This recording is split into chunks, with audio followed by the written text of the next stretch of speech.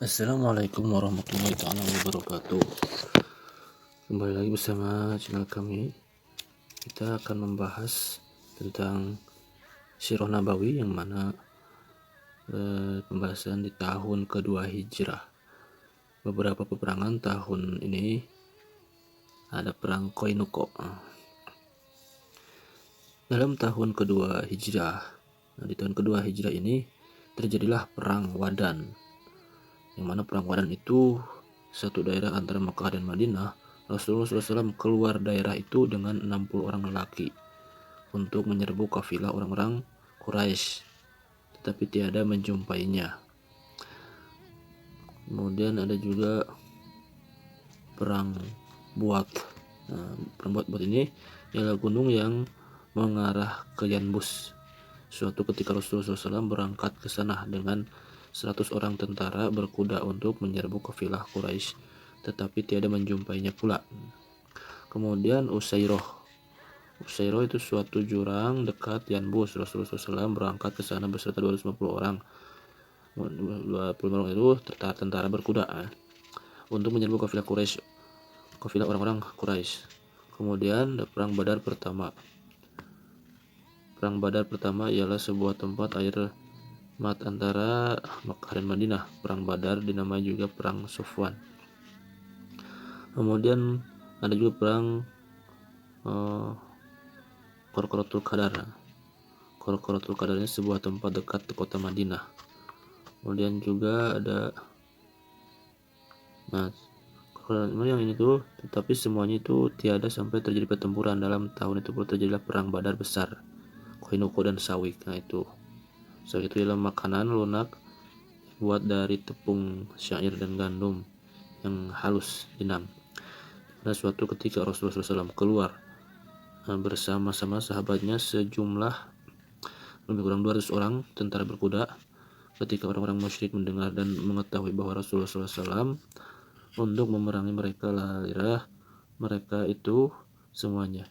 Perang itu disebut perang Sawik sebab ketika Rasulullah SAW menyerbu mereka, lalu mereka sama dari dengan meninggalkan makanannya Sawik, maksudnya agar ringan beban mereka dalam melarikan diri itu. Dan juga Koinuko. Rasulullah SAW memerangi Banu Koinuko setelah perang Badar besar karena memerangi mengkhianati perjanjian dengan orang Islam. Lagi pula mereka sengaja melanggar kehormatan pemimpin orang-orang Ansar. Maka Rasulullah SAW menurunkan ayat yang tersembunyi, ayat yang berbunyi, bukan sembunyi ya.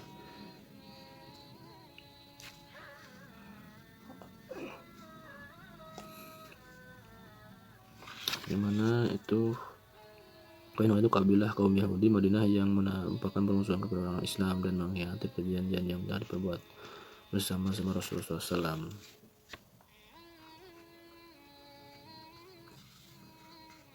Kemudian karena demikian mereka lalu dikepung oleh Rasulullah SAW selama 15 malam hingga mereka merasa takut dan mereka itu menyerah. Kemudian maka mintalah mereka itu kepada Rasulullah agar supaya beliau suka meninggalkan mereka dengan mengambil harta-harta bendanya.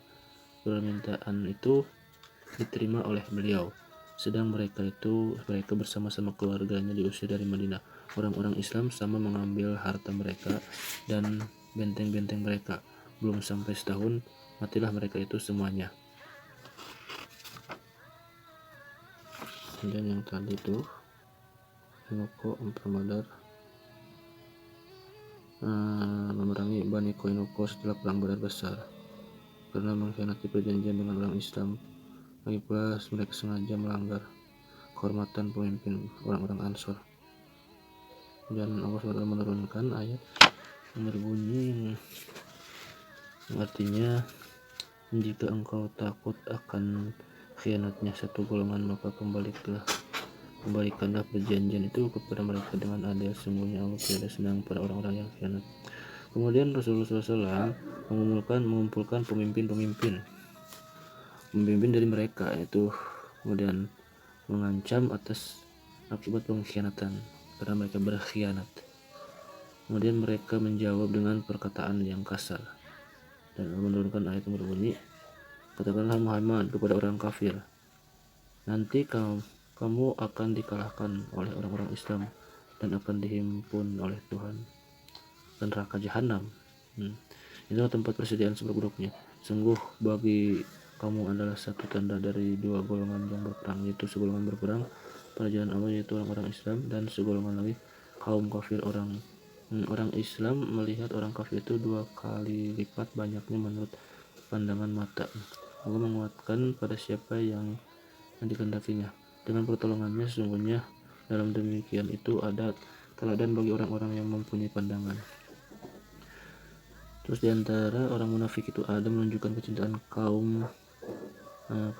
kecintaannya kepada kaum Yahudi. Orang-orang munafik, kepala orang-orang munafik itu Abdullah bin Ubay berkata, aku ini seorang yang takut ditimpa bahaya. Nah di situ maka Allah Subhanahu wa taala menurunkan ayat yang berbunyi, hai orang yang beriman, janganlah kamu angkat orang Yahudi dan orang Nasrani itu menjadi pemimpin. Nah ini ya ladina amanu tattakhidul yahuda wan nasara awliya, di sini pemimpin. Jadi diharamkan orang-orang Yahudi dan Nasrani itu menjadi pemimpin. Orang kafir itu tidak boleh menjadi pemimpin.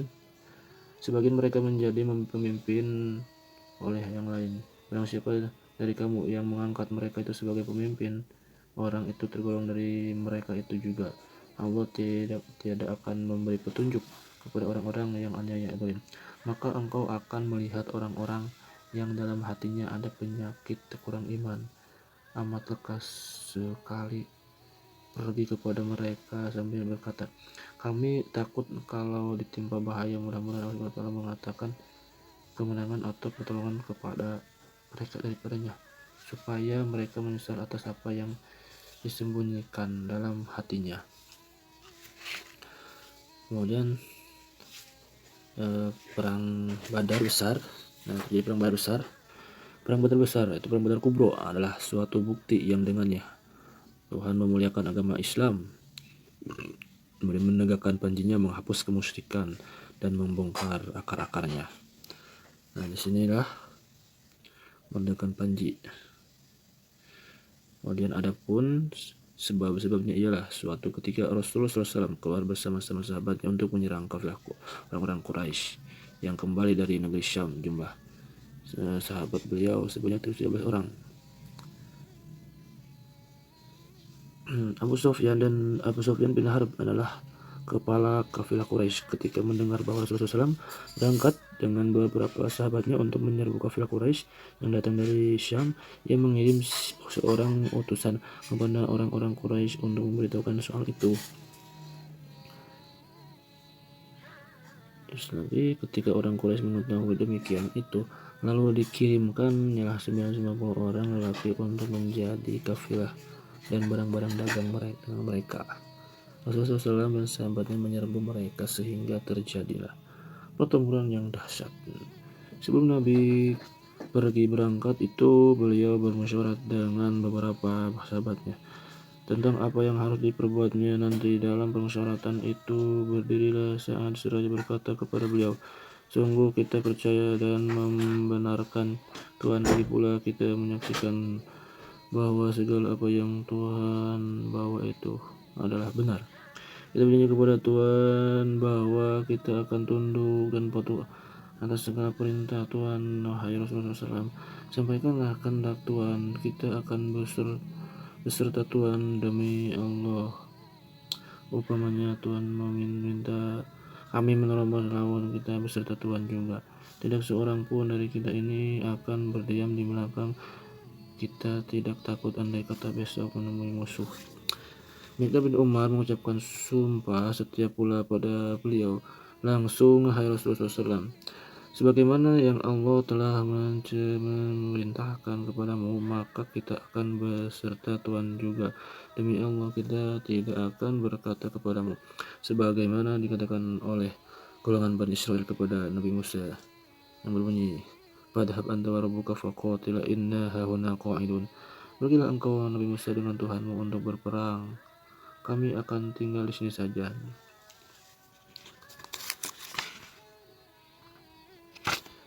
Nah, tetapi kita berkata, pergilah Tuhan dengan Tuhan untuk berperang, sungguh kami akan ikut serta dengan Tuhan dalam berperang itu juga.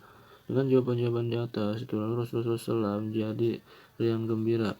Kemudian beliau berjalan dengan bala tentaranya sehingga sampai ke tanah yang tandus, yaitu suatu negeri yang tiada berair. Setiba di negeri itu, orang-orang Islam sama haus. Di antara mereka itu ada yang junub dan ada yang berhadas.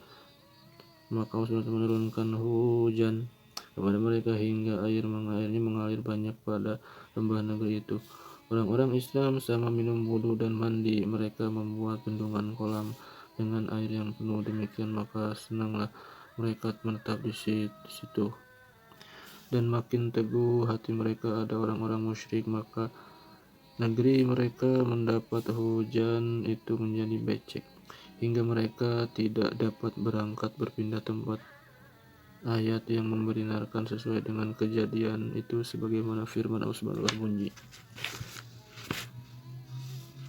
Itu sebutkan, kami telah menurunkan air hujan dari langit kepadamu untuk mensucikan kamu dengan air itu dan menghilangkan gangguan syaitan itu dari kamu dan untuk menguatkan hatimu dan meneguhkan pendirian kamu.